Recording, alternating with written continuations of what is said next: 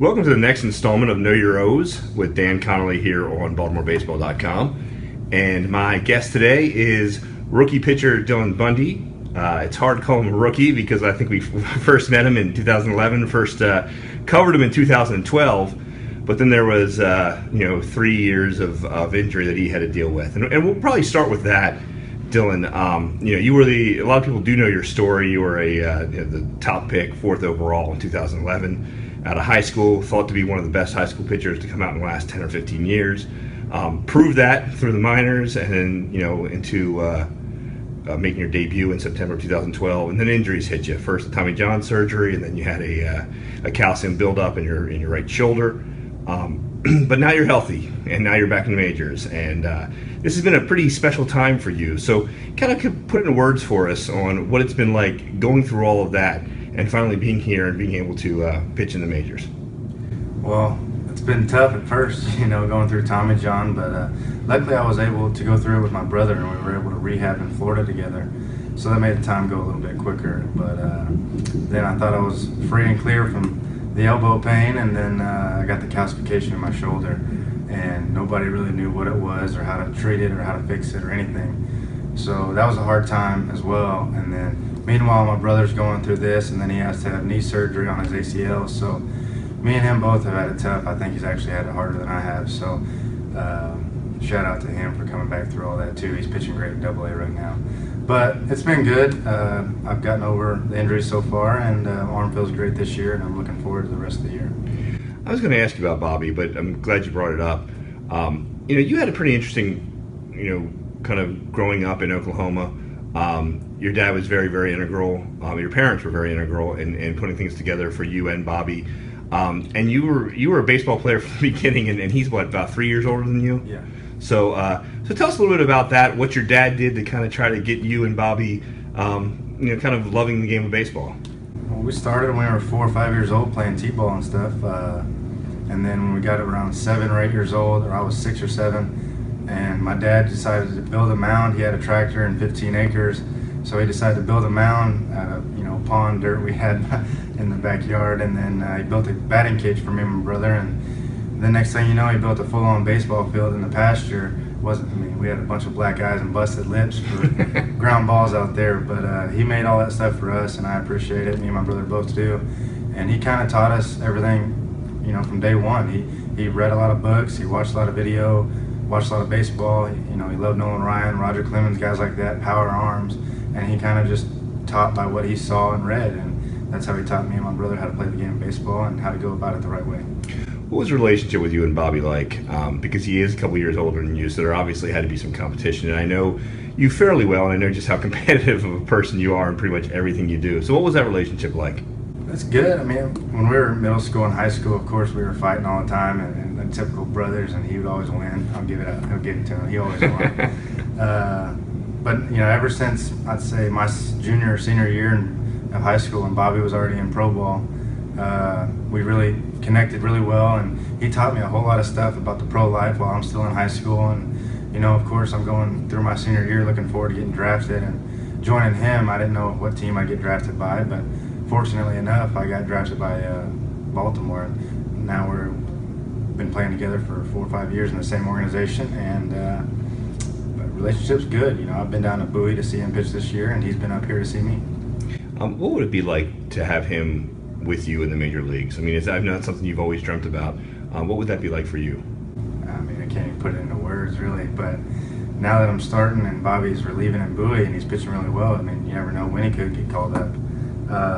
But if he got called up this year, or any year on the same team, that'd be great. The line in the box score, Bundy, that'd be pretty neat.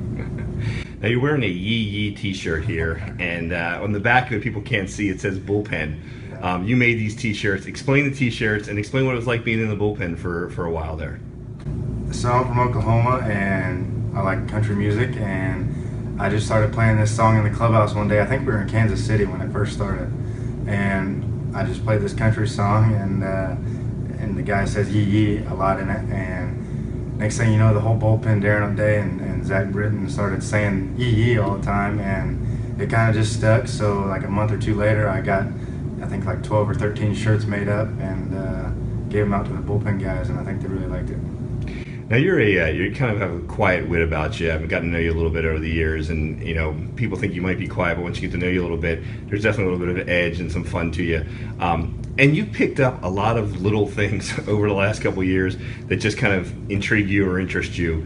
You did a little painting this spring. You picked up chess and have been kind of doing that, the last few months. So tell me where that all comes from, and is that kind of your personality? And also, what have you enjoyed? Have you enjoyed the chess? Have you enjoyed the painting? Yeah, I mean, I enjoy it all. I get little bitty hobbies like that I get into for, I don't know, a couple months at a time, and then I put it in the corner and I'll go back to it a year later or something. But I think it all started with the Tommy John. I was in Florida, by myself, and I decided I wanted to build a house out of popsicle sticks. I built a house that replicated the house I have out of popsicle sticks, and I even used rocks as the stone and brick and stuff. So I think that's where it started. And then talent show, I had to do something for the talent show this year, and I couldn't really think of a whole lot besides hunting and fishing and baseball. That's about it for me. And me and my girlfriend went to a painting class, and then I decided, heck, why not? I can try that. So I started getting some canvases and painting, and I painted in the talent show, and it worked out well. And now what about chess? That was something you had never messed around with at all before. Well, I actually started that in the 5th grade. Okay. Yeah, 5th grade. My teacher, Tanya Parks, had a chess tournament, and I don't think I ever played before 5th grade. Started playing, I ended up winning the chess tournament, I think, maybe second, I don't know. And I just kind of liked the game ever since then. I just liked the thinking involved of it, the strategy, how many moves ahead you have to think, and I think it's good for you. Now we got a bunch of the guys in the clubhouse playing. I think Manny and Scopey are playing right now. Now, it's obviously a, intellect game, and you like messing around with that kind of stuff as well. And one of the funny stories from spring training came when Darren O'Day was addressing the bullpen and mentioned the word arduous. And apparently one of the staff guys saw a look on your face that you didn't quite know what arduous meant. And of course, Darren being Darren, did not leave that alone. But something kind of cool and funny happened after that. So tell us a little bit about that story. Well, now I know what that word means. It's kind of like tedious, so I got it now. I made a funny face, or I was like, kind of didn't know what it meant. So later, I think the next day, Darren O'Day came up to me and asked me if I knew what the arduous word meant, and I was like, no, not really. And then I figured it out, and he was like, all right, get a dictionary or get one on your phone, an app or something, and we're gonna do one word a day, and you have to use it in a sentence throughout every day in spring training. So we did that the whole spring training. I was giving him a word a day and giving him an example of it and using it in a sentence sometime throughout the day. Now that stopped, but it's stopped for now, but I'm sure he'll come up with something like that. It's good. How has it been going from the bullpen to starting? Starting is something we all expected you to do, maybe not this early, and based on the injuries and stuff. How has that been for you, and is it a different mentality for you? Yeah, I mean, bullpen, you got to be ready every day. Even though my role, I was kind of getting 2 or 3 or 4 days off. I kind of understood that after a month or so into the season, but I mean, the bullpen, you got to be ready to throw every day, and you never know what time of the game you're going to go in. Starting, you got exactly 4 days between your starts, so you have a set workout plan and running program, stretching and all that, and throwing. You know exactly what you're going to do, and then on start day, you know exactly how long you need to warm up, and then you're going to execute a game plan with you and your catcher on facing those hitters, and then you try to execute it as best you can. Now, one of the things we've talked about is the sequencing that you've done, and I mean that really takes somebody who really kind of understands the game, and that's something Buck really talks about, is that you have kind of almost an intrinsic knowledge for this game of baseball. Was there a time when, I mean, we all know about the physical talent, but when did that develop? Probably in a car or in a truck with my dad. We would just be talking baseball and talking sequences and how we would throw guys. I mean, this goes back to 8-10 years ago. We would be talking about that kind of stuff. But now up here at this level, it's a totally different ball game, as far as reading hitter swings and their feet and what they're thinking and what do you think they're going to do.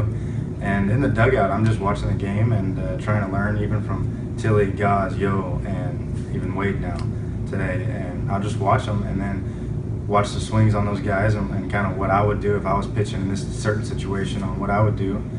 And then I'll ask questions, Tilly and Yo and now Wade. I'll ask those guys questions like, what would you throw here? And if they say something I wouldn't have thought of, I ask them why. And I feel like sometimes I'm annoying asking questions, but I'm just trying to learn as much as I can in a short amount of time as I can.